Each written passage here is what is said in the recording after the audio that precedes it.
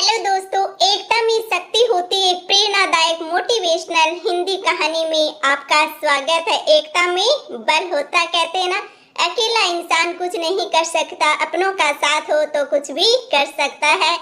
किसी गांव में एक किसान रहता था। उसके 4 पुत्र थे। किसान बहुत ही मेहनती था।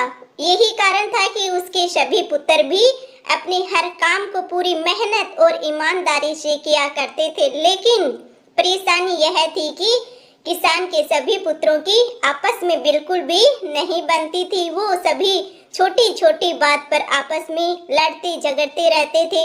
अपने पुत्रों के इस झगड़े को लेकर किसान बहुत ही परेशान रहता था। किसान ने कई बार अपने पुत्रों को इस बात के लिए समझाने का भी प्रयास किया, लेकिन उसकी बातों का चारों भाइयों पर कोई असर नहीं होता था। सारी बातें ऊपर से जाती थी। धीरे धीरे किसान बुढ़ा हो चला, लेकिन उसके पुत्रों के आपसी झगड़ों का सिलसिला खत्म होने का नाम ही नहीं ले रहा था।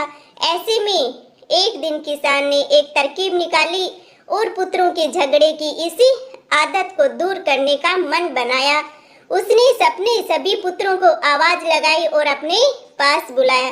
किसान की आवाज सुनते ही सभी पुत्र अपने पिता के पास पहुंच गए। उन्हें समझ नहीं आ रहा था कि उनके पिता ने उन सभी को एक साथ क्यों बुलाया है। सभी ने पिता से उन्हें बुलाने का कारण पूछा। किसान बोला, आज मैं तुम सभी को एक काम देता हूँ करने को, और मैं देखना चाहता हूँ कि तुम में से कौन ऐसा है जो इस काम को बखूबी कर सकता है। सबसे पहले कौन पूरी इस काम को ईमानदारी से कौन करता है। सभी पुत्रों ने एक सुर में कहा, पिताजी, आप जो काम देना चाहते हैं दीजिए, हम उसे पूरी मेहनत और ईमानदारी से करेंगे। बच्चों के मुंह से ये बात सुनकर किसान ने अपने बड़े बेटे से कहा, जाओ बाहर से कुछ लकड़ियां उठाकर लाओ। किसान ने अपने दूसरे बेटे से एक रस्सी लाने को कहा।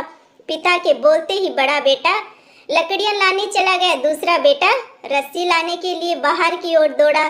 थोड़ी देर बाद में ही दोनों बेटे वापस आए और पिता को लकड़ियां और रस्सी दे दी। अब किसान ने अपने बेटों को बुला करके इन सभी लकड़ियों को रस्सी से बांधकर उनका गट्ठर बना दे, ऐसा कहा। पिता के इस आदेश का पालन करते हुए बड़े बेटे ने सभी लकड़ियों को आपस में बांध करके एक गट्ठर बना दिया। गट्ठर तैयार होने के बाद बड़े बेटे ने किसान से पूछा, पिताजी, अब हमें क्या करना है। पिता ने मुस्कुराते हुए कहा, बच्चों, अब आपको इस लकड़ी के गट्ठर को 2 भागों में अपने बल से तोड़ना है। पिता की यह बात सुनकर बड़ा बेटा बोला, यह तो मेरे बाएं हाथ का काम है, मैं इसे मिनटों में कर दूंगा। दूसरे नंबर का भी बोलता है, इसमें क्या है, यह काम तो आसानी से हो जाएगा। तीसरे नंबर का बेटा बोला, यह तो मेरे सिवा कोई नहीं कर पाएगा। चौथा बेटा बोलता है, यह तुम में से किसी के भी बस का काम नहीं है, मैं तुम सब में सबसे बलवान हूँ, तो मेरे सिवा यह काम और कोई कर ही नहीं सकता है। फिर क्या था, अपनी बातों का साबित करने के लिए सभी बस जुट गए। एक बार फिर चारों भाइयों में झगड़ा शुरू हो गया। किसान बोला, बच्चों, मैंने तुम सबको यह झगड़ा करने के लिए नहीं बुलाया है यहाँ पर, बल्कि मैं देखना चाहता हूँ कि तुम में से कौन ऐसा है जो इस काम को बखूबी कर सकता है। इसलिए झगड़ा बंद करो और इस लकड़ी के गट्ठर को तोड़कर दिखाओ। सभी को इस काम के लिए बारी बारी मौका भी दिया जाएगा। यह कहते हुए किसान ने सबसे पहले लकड़ी के गट्ठर को अपने सबसे बड़े बेटे के हाथ में थमा दिया। बड़े बेटे ने गट्ठर को तोड़ने का बहुत ज्यादा प्रयास किया, लेकिन उसे तोड़ पाने में असफल रहा। असफल होने के बाद बड़े बेटे ने दूसरे नंबर के बेटे को वह लकड़ी का गट्ठर थमाते हुए कहा कि भाई, मैंने प्रयास कर लिया है, यह काम मुझसे नहीं हो पाएगा, तुम ही कोशिश करके देख लो। इस बार लकड़ी का गट्ठर दूसरे बेटे के हाथ में था। उसने भी उसी गट्ठर को तोड़ने के लिए एडी चोटी का पूरा जोर लगा दिया, लेकिन लकड़ी का गट्ठर नहीं टूटा।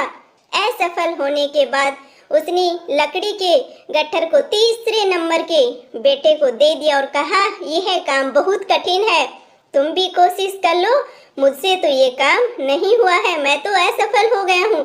इस बार तीसरे नंबर के बेटे ने भी अपनी पूरी ताकत लगा दी, लेकिन लकड़ी का गट्ठर बहुत मोटा था। इस कारण अधिक बल लगाने पर भी वह उसे तोड़ नहीं पा रहा था। काफी मेहनत करने के बाद जब उससे भी यह नहीं हुआ तो अंत में उसने लकड़ी के गट्ठर को सबसे छोटे बेटे के हाथ में दे दिया।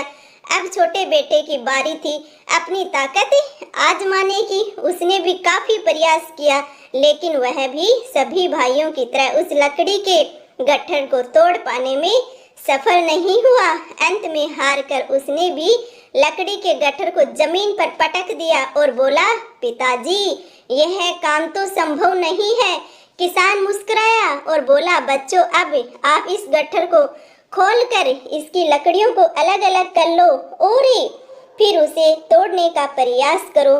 चारों भाइयों ने ऐसा ही किया। इस बार सभी ने एक एक लकड़ी अपने हाथों में ली और आसानी से उसे तोड़ दिया, क्योंकि एक इंसान हो या लकड़ी, उसे तो कोई भी तोड़ सकता है। किसान बोला, बच्चों, आप चारों भी इन्हीं लकड़ियों के समान हो। जब तक इन लकड़ियों की तरह साथ रहोगे तब तक कोई भी तुम्हें किसी तरह का नुकसान नहीं पहुंचा पाएगा। लेकिन अगर तुम लोग लड़ते झगड़ते रहोगे तो इस अकेली इन सारी लकड़ियों की तरह आसानी से टूट जाओगे और कोई भी तुम्हें तोड़ देगा, तोड़ के चला जाएगा। किसान की यह बात सुनकर अब सभी बच्चों को समझ आ गया कि पिता उन्हें क्या समझाना चाहते हैं, क्यों यहाँ पे बुलाया है। सभी पुत्रों ने अपनी गलतियों के लिए क्षमा मांगी और वादा किया कि जीवन में फिर दोबारा कभी भी आपस में लड़ेंगे झगड़ेंगे नहीं। पिताजी, एकता में बल कहानी से बस यही शिक्षा देना चाहती हूँ कि एकता में बल कहानी हमें यही बताती है कि एकता ही सबसे बड़ी ताकत है। अगर हम आपस में एकजुट होकर के रहेंगे तो कोई भी मुश्किल क्यों न आ जाए, उसका सामना हम साथ मिलकर आसानी से कर सकते हैं। वहीं अगर हम एक दूसरे से लड़ेंगे, अलग अलग रहेंगे, तो छोटी से छोटी तकलीफ भी जिंदगी भर भारी पड़ सकती है।